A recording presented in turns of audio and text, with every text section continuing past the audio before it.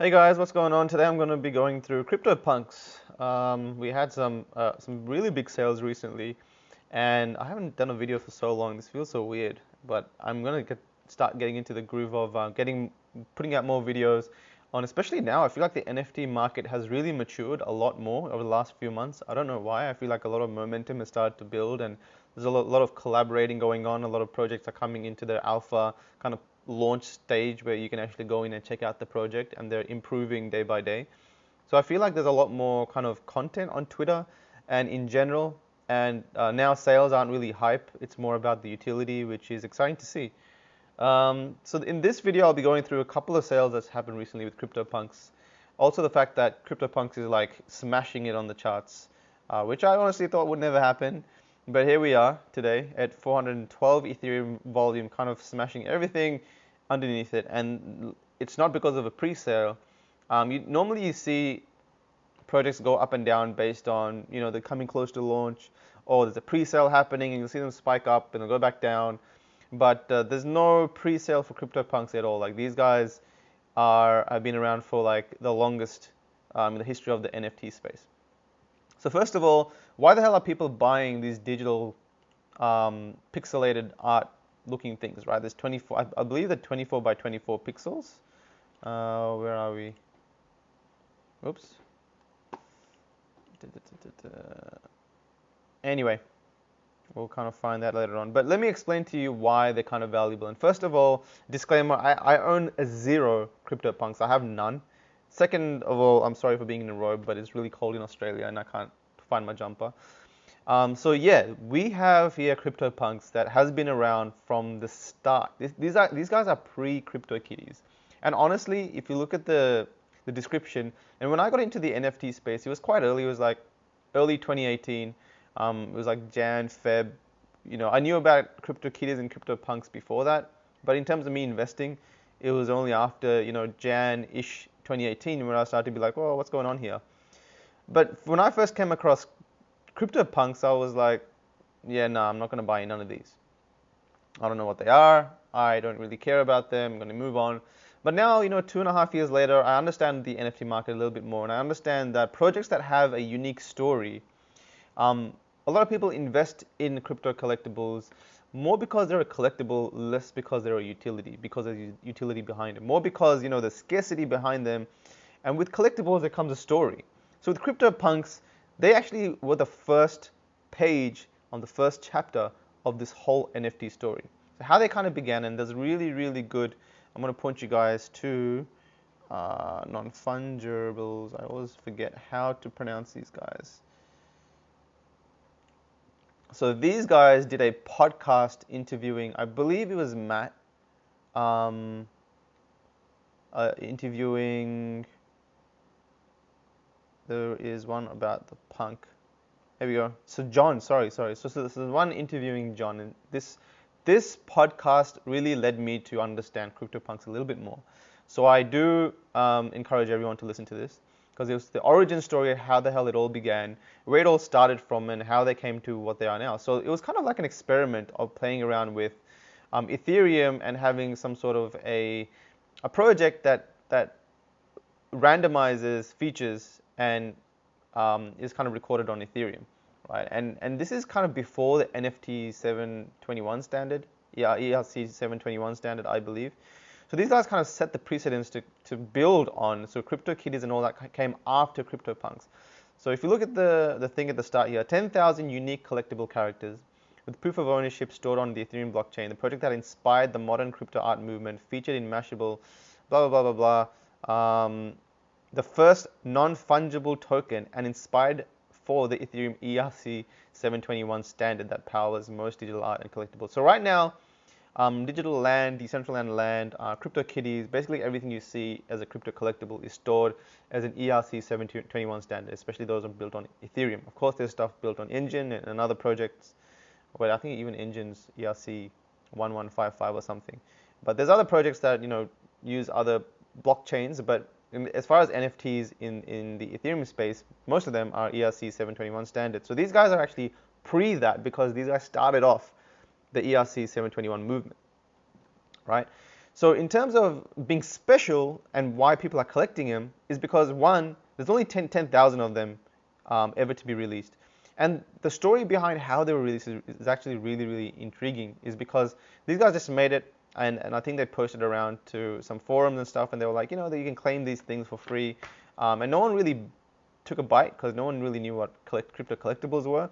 But then they got featured in Mashable, and after the Mashable article, apparently everyone flooded and collected these, and then after they all, oh, there's a bad gateway link. But after the Mashable article, and this you can listen to this in the podcast, that's when these guys really blew up. That's when everyone rushed and collected and used their Ethereum address to collect a punk. And then once they were all gone, the only way to get them was to buy and sell it from other people. So suddenly they became this collectible, this thing that a lot of people owned, and people were just wanted to buy in and be part of this thing. And the only way to be part of it was to buy it off someone else. And the unique thing about CryptoPunks is one of the reasons why I'm looking into them, is because you see most NFT projects now, what they do is they have some sort of a pre-sale. I guess it's to fund the current development and future development. But how they start off is there's a pre-sale of X amount, maybe like 500 pieces of land that you can buy, and then they'll release a new set of land, and then they'll build out that, and then release a new set of land, blah blah blah. But these guys, what they did was they just released 10,000 unique crypto collectibles out there, 10,000 punks out there. People purchased them. The developers, John and Matt, they just, I guess, manage this now, and I think they have like 900 or so punks, or maybe 1,000 punks, if I recall correctly, and they just kind of sit on them, and then the market's already made. And these guys, because they're so initial part of the history, I personally believe that they'll always increase in value just because they are the first. They are pre-CryptoKitties. They're pre-NFTs, really. They're pre-ERC 721 standard. So I guess that's what makes them special. Now, understanding why they're all kind of different and what gives value to each one in a different way, well, let's kind of look at the last recent sales that's happened that's been really big. We have this one over here, which was an ape punk, and this one sold for 77 Ethereum. We also have the one over here that sold for 85 Ethereum, CryptoPunk 8348. And we're kind of going to go through a little bit of both of them to figure out why they sold for that. Again, and why they're trending right at the top. Now, I can't really explain to you why they're going crazy right now, because at the end of the day, I don't think there's been much new development. It's just because people have just started to collect them, right? Again, but if you look at nonfungible.com, these guys do a really good job of charting history, and I always go and check this stuff because you can check out the price history. For a long time, or especially at the start, went wild, and then they had their ups and downs. But then for a very long period, somewhere around here, spare a few days here and there, they're predominantly quiet. In fact, I don't think I ever saw them more than maybe 20 or 30 Ethereum on a weekly sales basis. There was mostly just one or two, looks like there were 3 to 5 over here. But for a very long time, there was like just a few CryptoPunks collected on the daily, right? And it didn't really occur to me to give a crap about this project because, again, I didn't know the story, and to me that just looked like very, very average looking images.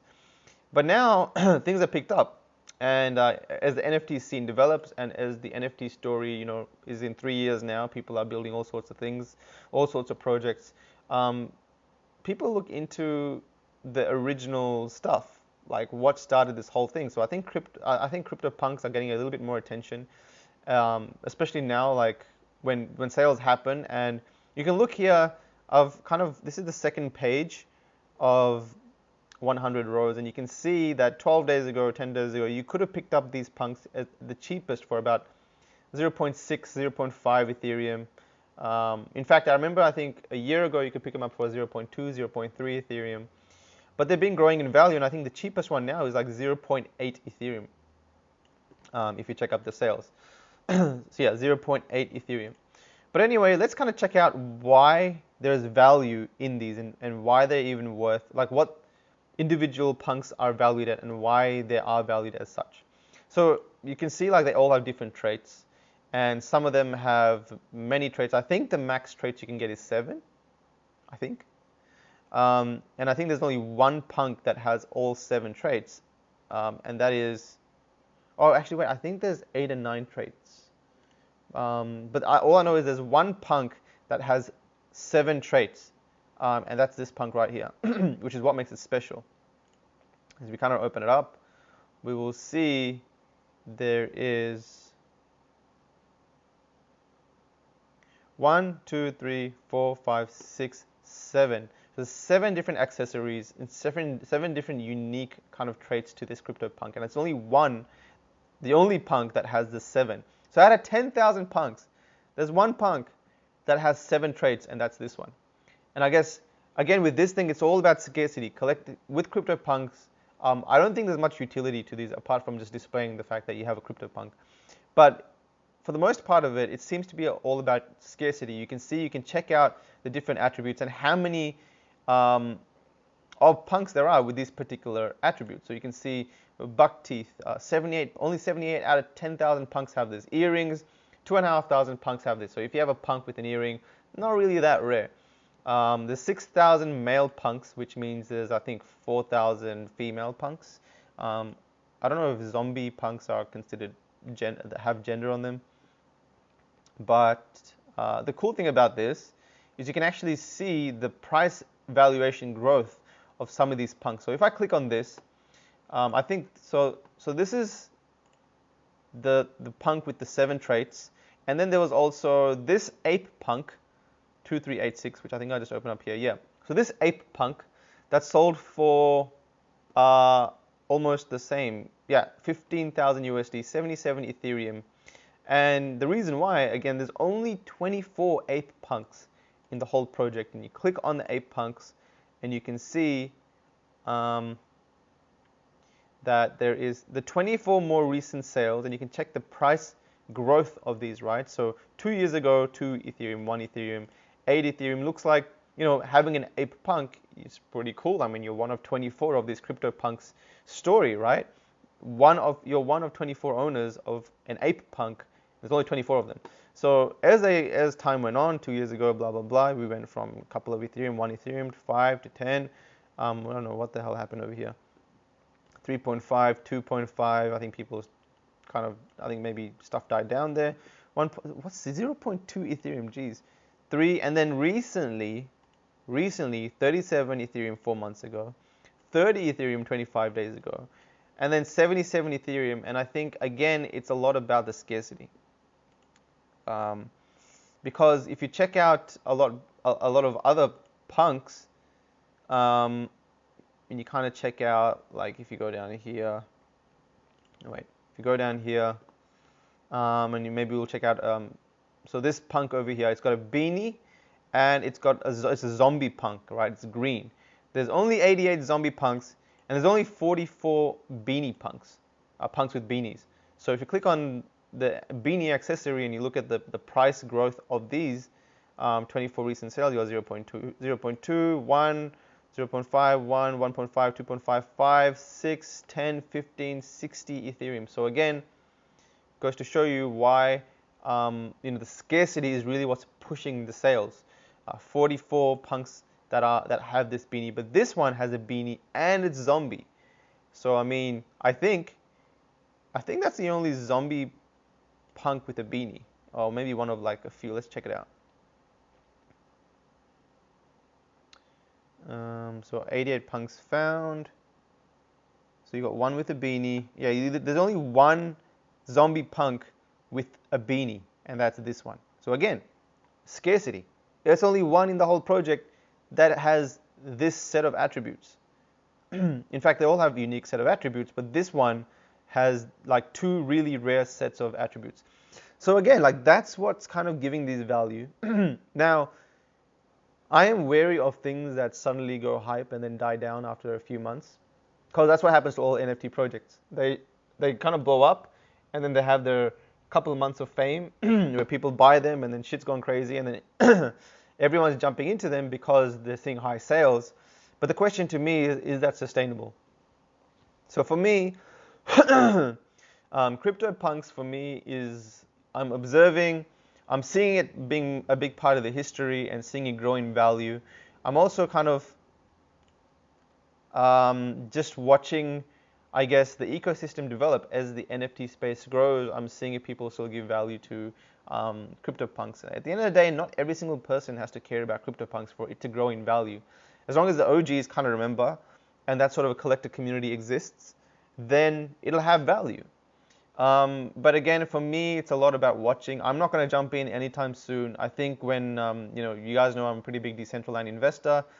Maybe if I can cash out some mana to ETH when the ratio turns good, I might look for, a bulk purchase of crypto for punks. But for me, it's just a very interesting part of the NFT history space. And I just wanted to shed some light as to why the hell we're getting 10,000, 15,000, 20,000 USD sales on these seemingly pixelated pieces of art that no one knows what gives them value.